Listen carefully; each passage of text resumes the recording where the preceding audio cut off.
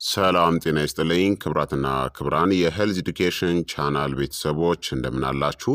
እኔ አለው እግዚአብሔር ይመስገን ደህና ነኝ። ዛሬም በጠቃሚና በአዲስ ፕሮግራም በድጋሜ ተገናኝተናል።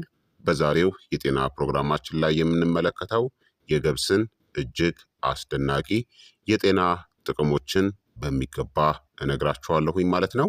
ይህ የጤና ትምህርት ታዲያ ለበርካታ ሰዎች እንዲደርስ ሁላችሁም በቅንነት ላይክና ሼር በማድረግ ሌሎችንም አስተምሩ አሳውቁ እላለሁኝ። ጥያቄያችሁን ደግሞ በኮመንት ላይ አስፍሩልኝ። ላይክ ሳታደርጉ በፍጹም እንዳትጀምሩ። በቀጥታ ወደ ጤና ትምህርታችን የማልፍ ይሆናል። ገብስ በፋይበር በቪታሚኖች በሚኔራሎች እናም በኃይለኛ የእጽዋት ውህዶች የተሞላ ጥንታዊ ሙሉ እህል ወይም ደግሞ ሆል ግሬን ነው። ብዙ ሰዎች ሩዝ ወይም የተቀነባበረ ስንዴን ሲመርጡ፣ ገብስ ግን ለልባችሁ፣ ለሆዳችሁ ወይም ለጨጓራችሁ፣ ለደም ስኳራችሁ፣ ለሰውነታችን ክብደት መጠንናም ለበሽታ መከላከል ስርዓታችሁ ሳይቀር እጅግ አስደናቂ ጥቅሞችን ይሰጣል። ገብስን አዘውትሮ መመገብ የኮሌስትሮል መጠንን ለመቀነስ፣ ጤናማ የምግብ መፈጨትን ለመደገፍ፣ ረጅም ሰዓት ጠግባችሁ እንድትቆዩ ለማድረግ እናም በሆዳችሁ ውስጥ የሚኖሩ ጠቃሚ ባክቴሪያዎችንም ጭምር ለመመገብ ይረዳል። ገብስ በዓለማችን ከሚገኝ ጥንታዊ እህሎች ውስጥ አንዱ ነው። እነዚህን ይይዛል: ቤታ ግሉካን የሚሟሟ ፋይበርን፣ ቢ ቫይታሚኖችን፣ ማግኔዥየም፣ ሴሊኒየም፣ ፎስፈረስ፣ ብረት ወይም ደግሞ አይረን፣ ኮፐር፣ ዚንክ እና እንደ ፊኖሊክ አሲድና ሊግናንስ ያሉ አንቲኦክሲዳንቶችን ይይዛል። ታዲያ ጥቅሞቹን ደግሞ እንመልከት። አንደኛ፣ የልብ ጤናን ይደግፋል። ገብስ የኤልዲኤል ወይም ደግሞ መጥፎ ኮሌስትሮልን ለመቀነስ የሚረዳው የሚሟሟ ፋይበር የሆነው የቤታ ግሉካን እጅግ ሀብታም የሆነ የምግብ ምንጭ ነው። ቤታ ግሉካን በምግብ መፈጨት ትራክት ውስጥ እንደ ጄል ያለ ነገር በመፍጠር ኮሌስትሮልን አጥምዶ ከሰውነት ለማስወገድ ይረዳል። የጤና ጥቅሞቹም መጥፎ ኮሌስትሮልን ኤልዲኤልን ይቀንሳል፣ የተሻለ የደም ስሮች አሰራርን ይደግፋል፣ የሰውነት ብግነት ወይም ደግሞ ኢንፍላሜሽን ለመቀነስ፣ ለተሻለ የደም ዝውውርናም የልብ በሽታ ተጋላጭነትንም ይቀንሳል። ልባችን ፋይበርን ይወዳል። ገብስ ደግሞ እጅግ በጣም ብዙ ፋይበርን ያቀርባል። ሁለተኛ፣ የደም ስኳርንም ለመቀነስ ይረዳል። ከተቀነባበሩ እህሎች በተለየ መልኩ ገብስ የሚፈጨው በዝግታ ነው። ይህም ማለት አነስተኛ የደም ስኳር ጭማሪ፣ የበለጠ የተረጋጋ የኢንሱሊን መጠን፣ ለረጅም ጊዜ የሚቆይ ኃይል እናም የረሃብ ስሜት ይቀንሳል ማለት ነው። የቤታ ግሉካን ፋይበር የካርቦሃይድሬትስን መመጠጥ ስለሚያዘገየው ገብስ በተመጣጠነ ምግብ ውስጥ ሆኖ የደም ስኳራቸውን ለመቆጣጠር ለሚሞክሩ ብዙ ሰዎች ተመራጭ የሆነ እህል ያደርገዋል። ሶስተኛ፣ ለሰዓታት ጠግባችሁ እንድትቆዩ ያደርጋል። ገብስ ውሃን ይመጥና በሆዳችን ውስጥም ይሰፋል። የፋይበርናም የውስብስብ ካርቦሃይድሬትስ ውህደቱ የምግብ መፈጨትን ያዘገያል፣ የምግብ ፍላጎትን ይቀንሳል፣ ከመጠን በላይ መብላትንም ለመከላከል ይረዳል፣ ጤናማ ያልሆኑ መክሰሶችን መመገብንም ይቀንሳል። ብዙ ሰዎች ገብስ ያለበትን ምግብ ከተመገቡ በኋላ በተፈጥሮ አነስተኛ የሆነ ካሎሪዎችን ይመገባሉ። አራተኛ፣ የምግብ መፈጨት ጤናንም ያሻሽላል። ገብስ የሚሟሟ እናም የማይሟሟ ፋይበርን ያቀርባል። አንድ ላይ ሆነው ድርቀትን ይከላከላሉ፣ መደበኛ የሆድ ዕቃ እንቅስቃሴን ያፋጥናሉ፣ የሰገራን ጥራትንም ያሻሽላሉ፣ አጠቃላይ የምግብ መፈጨት ተግባርንም ይደግፋሉ። ጤናማ የምግብ መፈጨት ስርዓት ደግሞ ለአጠቃላይ ጤና እጅግ አስፈላጊ ነው። አምስተኛ፣ ለሆድ ውስጥ ጠቃሚ ባክቴሪያዎችም ምግብ ይሆናል። ገብስ እንደ ፕሪባዮቲክ ምግብ ሆኖ ያገለግላል። በውስጡ ያሉት ፋይበሮች በትልቁ አንጀት ውስጥ ያሉ ጠቃሚ ባክቴሪያዎችን ይመግቧቸዋል።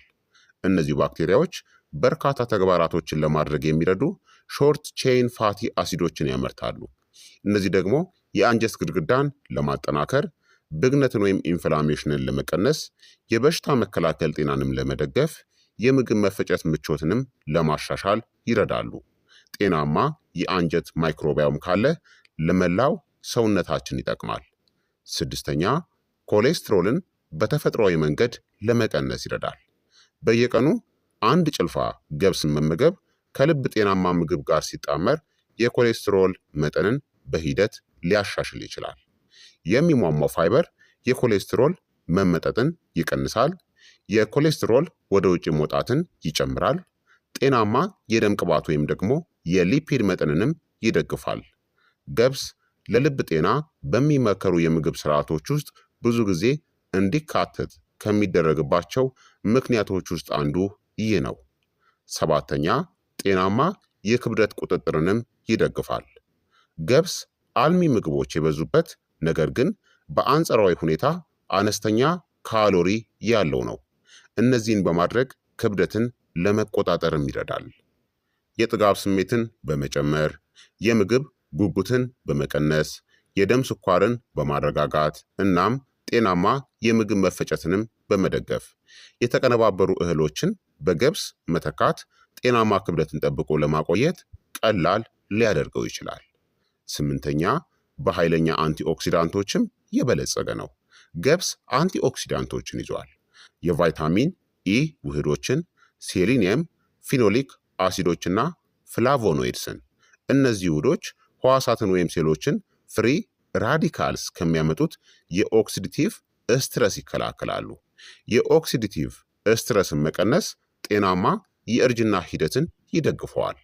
ዘጠነኛ ጤናማ የበሽታ መከላከል ስርዓትን ይደግፋል። ገብስ ለበሽታ መከላከል አስፈላጊ የሆኑ አልሚ ምግቦችን ያቀርባል።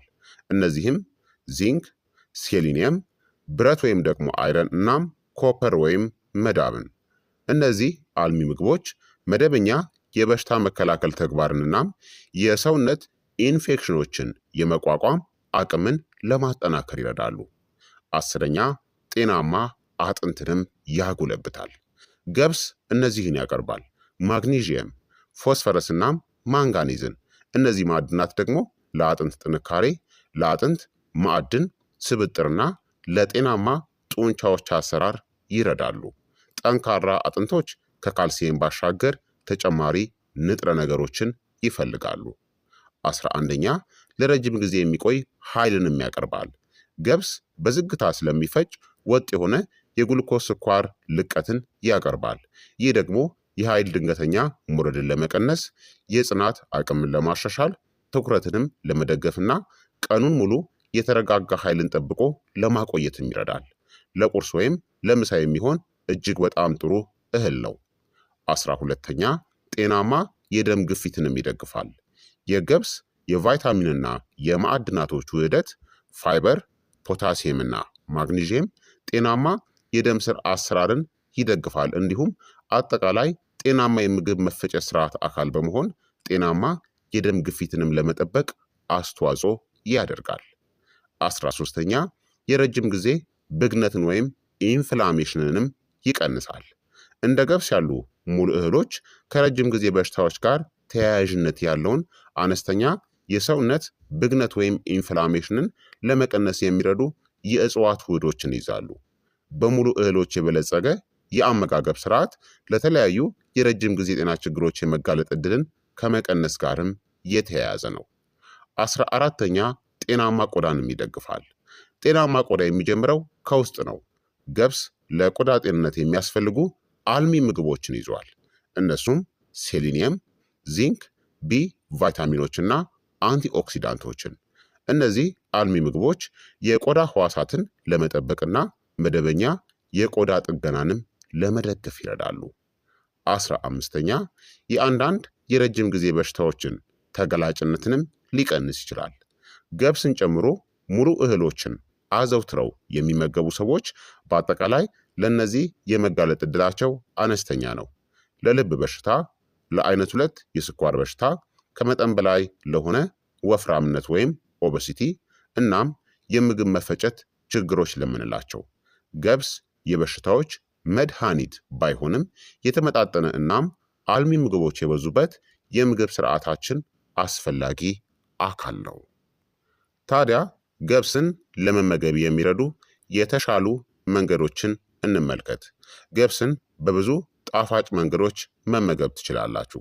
ወደ አትክልት መረቅ ውስጥ ከፈለጋችሁ በመጨመር፣ በሩዝ ምትክ አብስላችሁ መመገብ፣ ወደ ሰላጣዎች በመቀላቀል፣ የገብስ ገንፎን በመስራት፣ ወደ ወጥ በመጨመር፣ ከሌሎች እህሎች ጋር ቀላቅሎ በመመገብ፣ በቤት ውስጥ በሚሰናዳ ዳቦ ውስጥ መጠቀም፣ ጣፋጭ ያልተጨመረበት የገብስ ሻይን መጠጣት፣ በቆሎ መልክ መጠቀም ይቻላል። ታዲያ ከተፈተገ ገብስ ይልቅ ይበልጥ አልሚ ምግቦችንናም ፋይበርን ስለሚይዝ ከተቻለ ሁልጊዜ ያልተፈተጉ የገብስ ፍሬዎችን ምረጡ። ታዲያ ምን አይነት ሰዎች ደግሞ ጥንቃቄ ማድረግ አለባቸው? ገብስ ታዲያ ለሁሉም ሰው ተስማሚ አይደለም። እነዚህ ችግሮች ካሉባችሁ ከምግባችሁ አስወግዱት ወይም የጤና ባለሙያችሁን አስቀድማችሁ አማክሩ። የሴሊያክ በሽታ ካለባችሁ፣ የስንዴ ወይም የገብስ አለርጂ ካለባችሁ፣ የሴሊያክ ያልሆነ የግሉተን ስሜታዊነት ወይም ሴንሲቲቪቲ ካለባችሁና ጥብቅ የግሉተን ነፃ የምግብ ስርዓትን መከተል ካስፈለጋችሁ አስወግዱት። እንዲሁም የጋዝ ወይም የሆድ መነፋት ችግርን ለመቀነስ የፋይበር መጠናችሁን በሂደት ጨምሩ። እናም ብዙ ውሃን ደግሞ መጠጣት ይኖርባቸዋል። ታዲያ ምን ያክል መመገብ አለባችሁ? ለአብዛኛዎቹ ጤናማ አዋቂዎች እንደ አጠቃላይ የካሎሪ እናም የፋይበር ፍላጎታችሁ በቀን ከግማሽ እስከ አንድ የሻይ ኩባያ የበሰለ ገብስን ከተመጣጠነ የምግብ ስርዓት ጋር በጥሩ ሁኔታ ሊጣጣም ይችላል።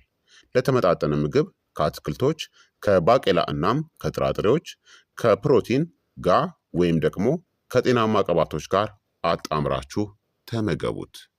በአጠቃላይ ገብስ ከተፈጥሮ እጅግ ዝቅተኛ ግምት ከተሰጣቸው ድንቅ ምግቦች ውስጥ አንዱ ነው።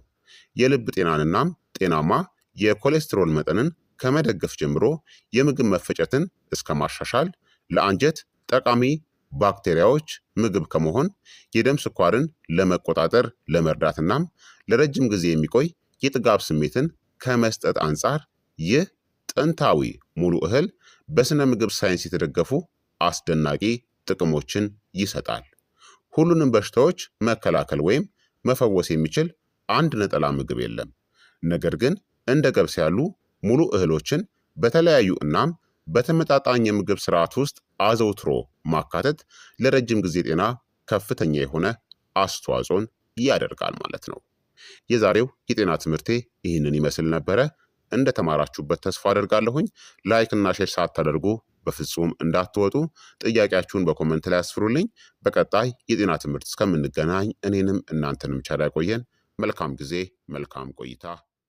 ቻው።